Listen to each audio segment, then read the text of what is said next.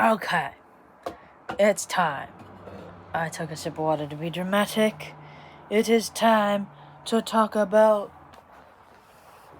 what the heckity-doo-doo is my visual impairment, which is in the title, RPE-65. And this may or may not have something to do with some comments on my shorts, provoking me to finally explain myself and my vision. And they may or may not be comments kind of being rude and making fun or not understanding visual impairment. And I may or may not have been called a Karen. Okay, I'm being dramatic. All that happened. Okay, I'm not going to read the comments under my shorts because that'd be crazy. I already called out the comments just by going, oh, I may or may not got comments, mean comments, and called a Karen. So, this video is to explain my visual impairment, which will also shed some light on why I film shorts where I make fun of obstacles and issues in the aisles and like people stalking the aisles with a bunch of carriages instead of like stock carts, and step stools that have obscenely large handles that like go up to the chest height, and it's like, what? This is why I make fun.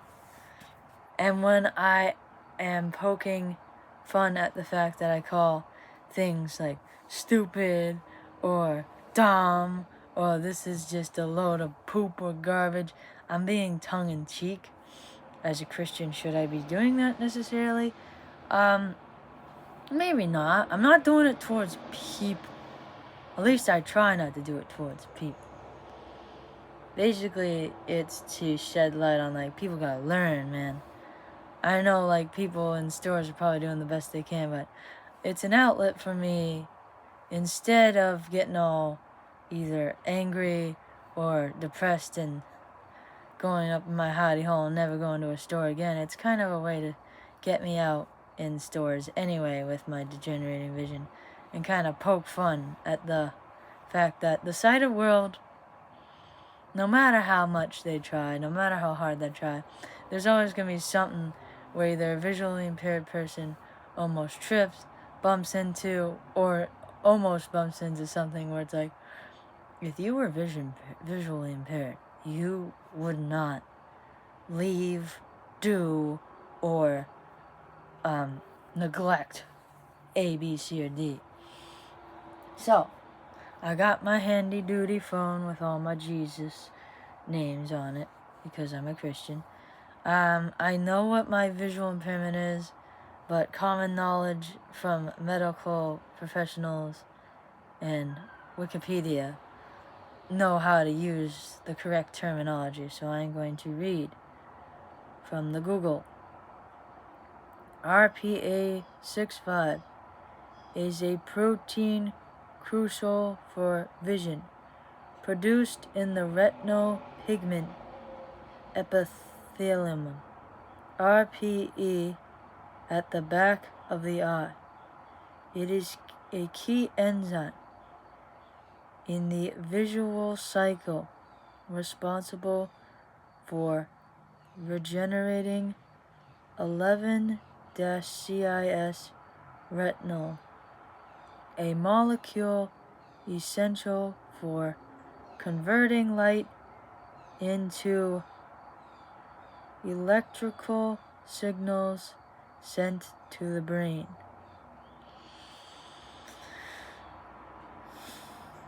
I understood most of that because I've been to so many eye doctors, but some of it,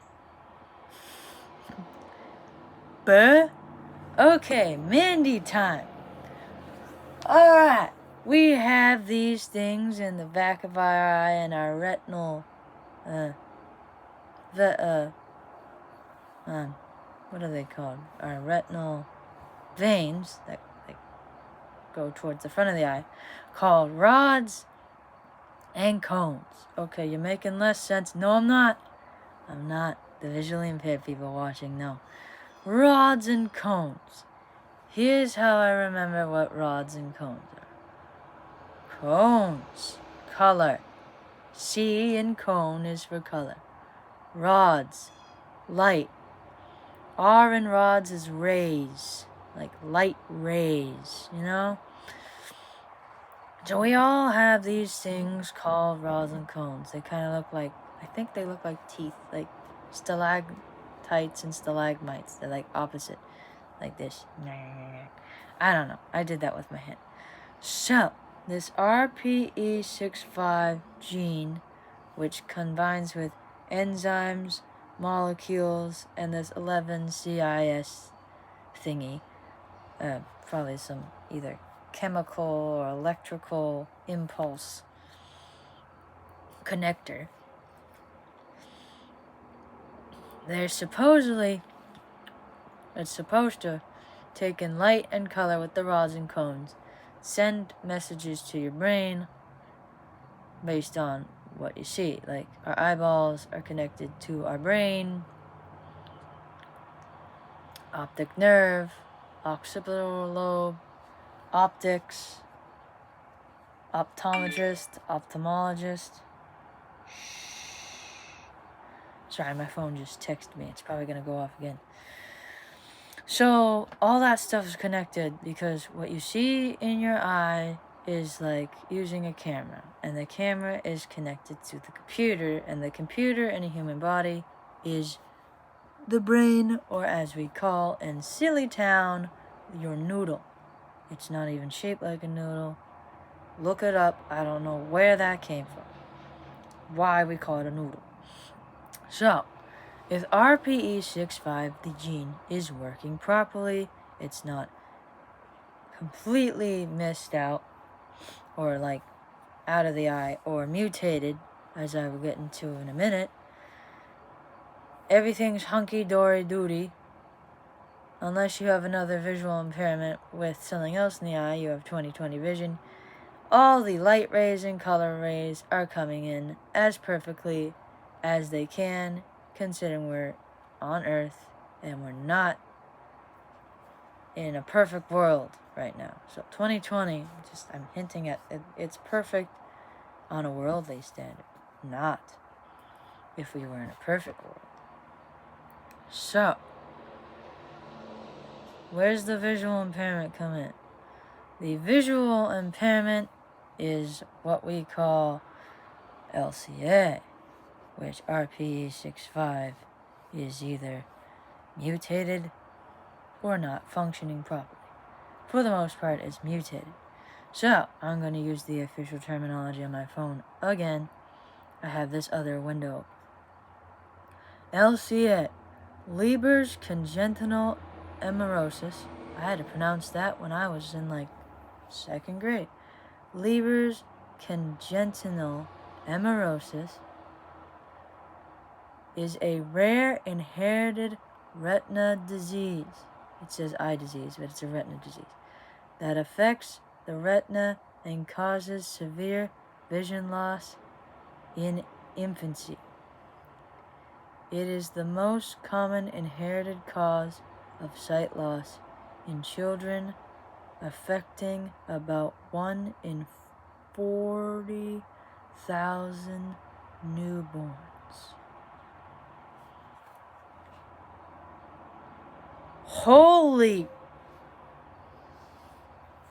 Okay, I should have read that before the video, because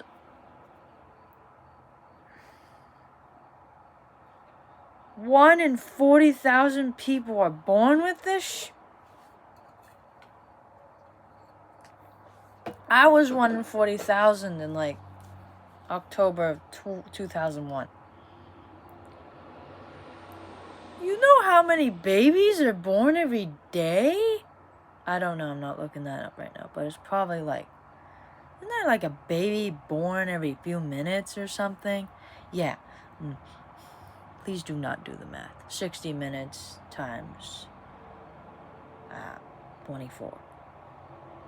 And it's probably not a baby born every single minute, so you'd have to, like, let's do, like, 6 every 6 minutes, so every, like, 10 per hour times 24.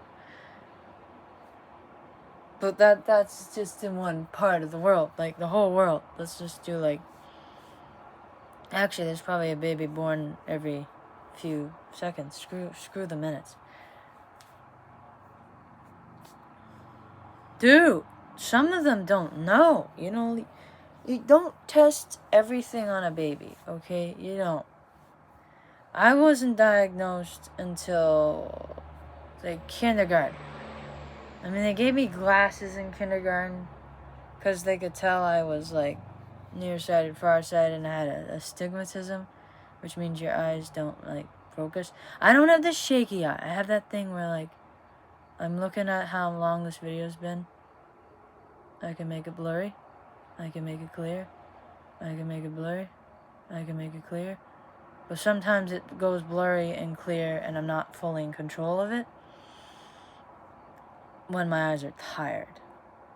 So, you know, when I'm trying to read and, like, I'm a paragraph into a chapter I'm reading, I'm like, that's basically what's happening. My phone didn't go off again. Good. Please don't do the doodling twice. I was waiting for it. I was waiting. Okay. So, eye degeneration and severe vision loss when you're an infant.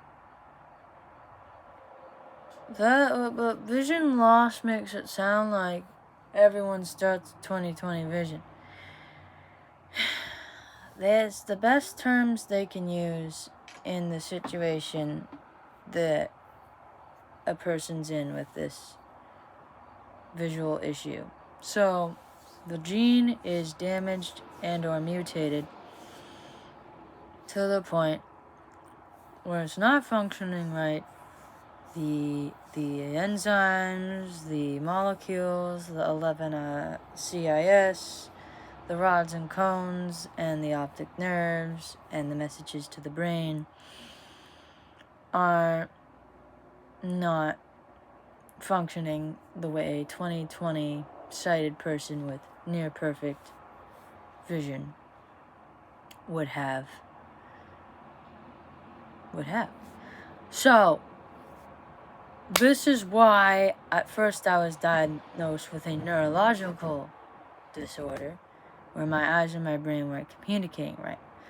Because LCA can appear to be an issue of the way the eyes and the brain are communicating, but it's actually an issue in the retina and the gene in the retina, not the brain itself. So they were doing it backwards. They blamed the brain when they should have been looking at the eyes. So here is what RPE-65 LCA causes. Now, I'm saying this from my perspective, and from my perspective, my vision is still in the higher end of the amount of vision I have, even though I am reverting back to where I was the first 19 years of life, which was still relatively a high amount of vision, even though having a visual impairment instead of being a little blind can be difficult in many ways. So here is what the issue with the retina and the gene cause. Peripheral issues. Side peripheral, diagonal up, diagonal down peripheral, lower peripheral, upper peripheral, center vision.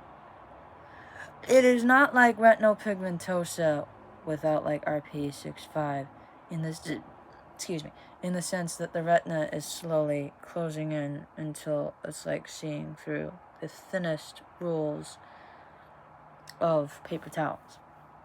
It does happen to some people with LCA, especially if the people with LCA have more and quicker degeneration, which there are people who they have stable vision in their childhood, and then once they hit their teens, kaboom, they just, it's a slippery slope to going completely blind, or at least they have retinal pigmentosa symptoms along with the other issues of RPE-65.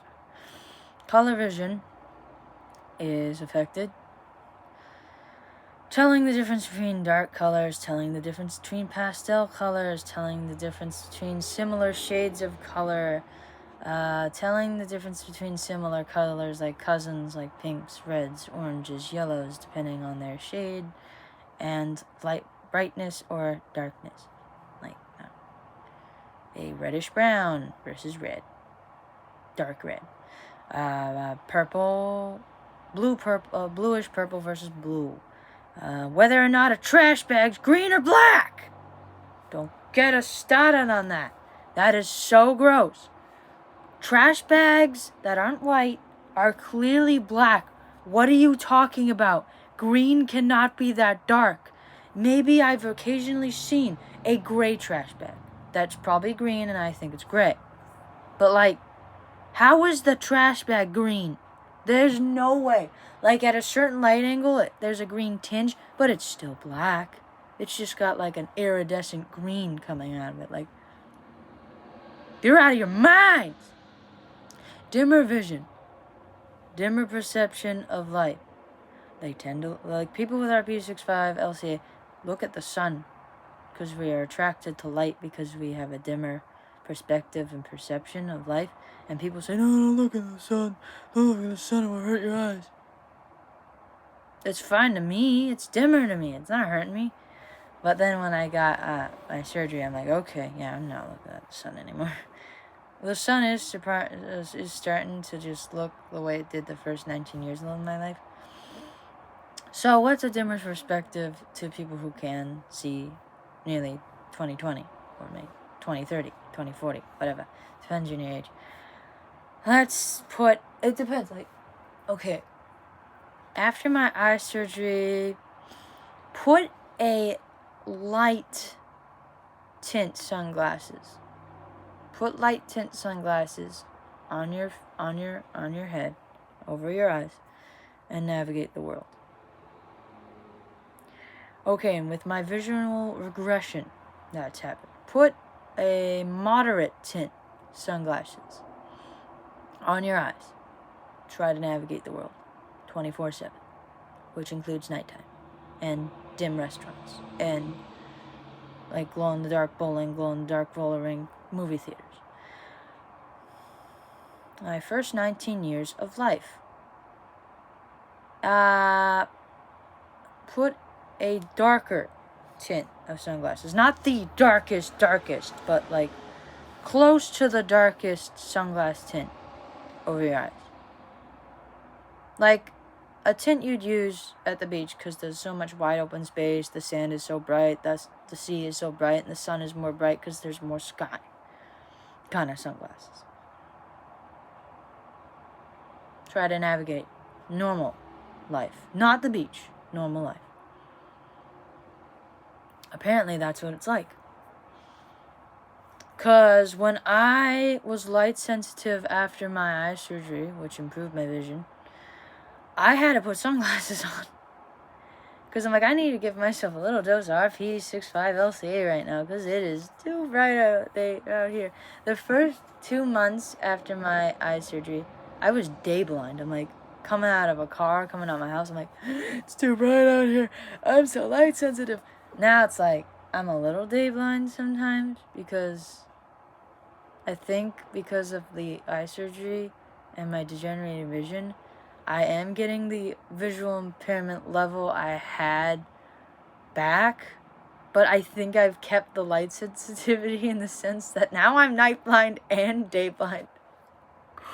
Oh, it's so annoying. It looks like I'm smiling, but I'm like cope laughing because it's like, oh, dude.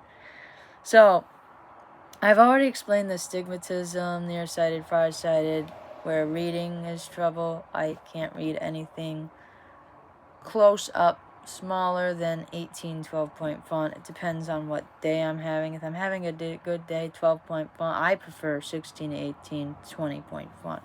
Because I used to write 11 to 12-point font papers in Bible college when I had the Luxturna vision. But now it's like, bro, can you make it bigger? You know, like 2020 vision, you can read like anywhere from 5 to 10-point font.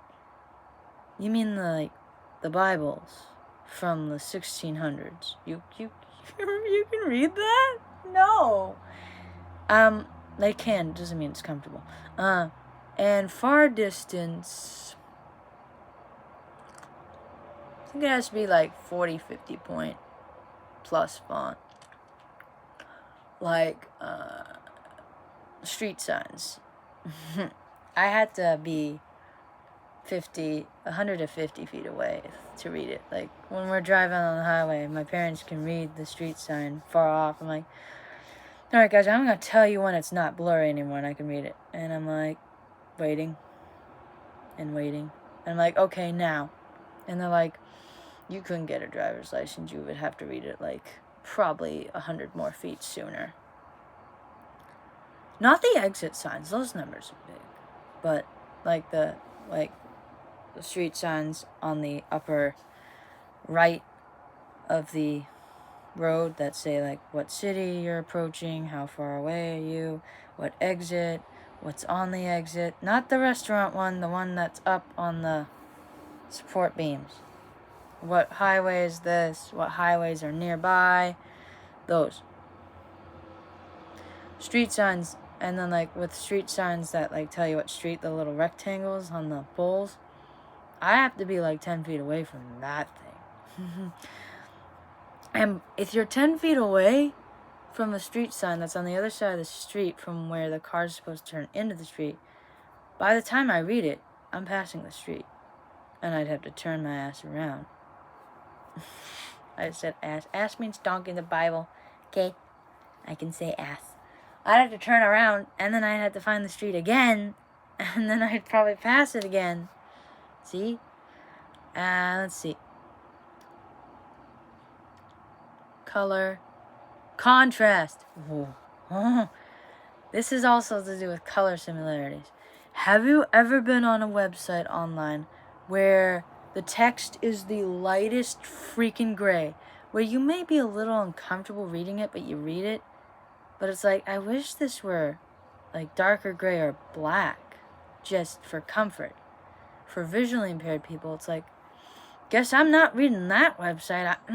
Too much of an eye strain. Or when they have those room number signs that's just like textured white on top of flat white. You can feel the number and look like a weirdo if people don't think you're visually impaired. But it's like, I can't read white on white, even if it's popping up, because of the next symptom, depth perception. Have you ever seen two boats on the canal or a river, and they're coming towards each other, they're on the opposite side, and they look like they're gonna hit, and they look like they're gonna... and they just pass by because they're probably several thousand feet away, but from your vantage point, oh my gosh, they're gonna rub into each other.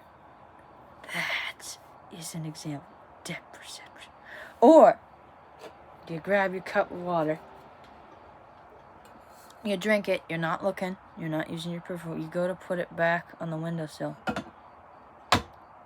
and you hit the side of your window because you missed, because your depth perception of where the windowsill starts and where the wall starts is poopy. With 2020, 2030, 2040 people, that just happens when they're tired. But with visually impaired people, bruh, yesterday, I was putting a knife back in the knife block. And there are some holes of the knife block that are like on the edge of the knife block. And then there's a 4-inch drop to the counter. So I'm putting a knife back in, and I'm pretty 100% confident it's going in the hole. And I walk away because I hear like the dunk of the knife going in its hole. And then my mom is cooking. She's like, where is it? I'm like, I didn't take it. Did someone use it after I put it in the knife block? And she's like, oh, it fell on the counter next to the toaster. I'm like, I swear to God Almighty, it went in the hole I was looking at. I was looking right at the hole. I was putting the knife straight down, and it went probably right next to the knife block instead of in the hole. My dad's like, take your time next time. I was. To me, I was. And he gave me a good trick. Put it in the hole. Hold it. Jiggle it to make sure it's actually in the hole and not falling off to the side onto the freaking counter. That was good advice. So, that's pretty much my visual impairment. If you are, and, well, LCA for everyone. If you are thinking back to any shorts of visual impaired people or me making fun of stores, you can think, oh, okay, she's making fun of this because of her peripheral, oh, her depth perception, oh, color vision, or the night vision. Like, I think I should do a video where I'm in Walmart in Danvers over here, and I'll be like, why are the floors dark gray? They used to be white. Because, like, a change in the environment that makes it seem dimmer will affect the visual impairment. Okay, this is a long video, but it was needed. So, here's some encouragement from Scripture about Jesus, the perfect man that saves souls, saved my soul, and can save your soul, even with the visual impairment. He received honor and glory from God the Father when the voice came to him from the majestic glory, saying, "This is my Son, in whom I love. With him I am well pleased." 2 Peter 1:17. Ooh, dude, I thought that was going to be like from Matthew, Mark, or Luke, because that account of Jesus being baptized is what that's talking about. What the heck does this have to do with this video? Visual impairment or not, you can still be saved by Jesus. And he was the only 100% morally perfect human. And he is a compassionate God and understands and is in complete control of even the visual impairments that we have. And one day, through God, Jesus, Holy Spirit, we will never have visual impairments ever again. We will live in eternity with whatever perfect vision is in heaven. Probably not 2020, it's probably better. 2020 is just fallen world perfect. Think about that. So, if you like this video, please share it with people on social media by using that share arrow icon. And if you liked it and want to spread it to more people, if you click the thumbs up, more visual impaired people will get the video. And if you want to see more videos, subscribe to the channel by clicking that subscribe. I think it's black now. It used to be red. Now it's black. And ring the notification bell if you want to get notifications about the latest videos. And you can customize it to all, some, or your own custom amount of notifications on settings in your device. That's it for now. This was a needed video. Until next time, goodbye.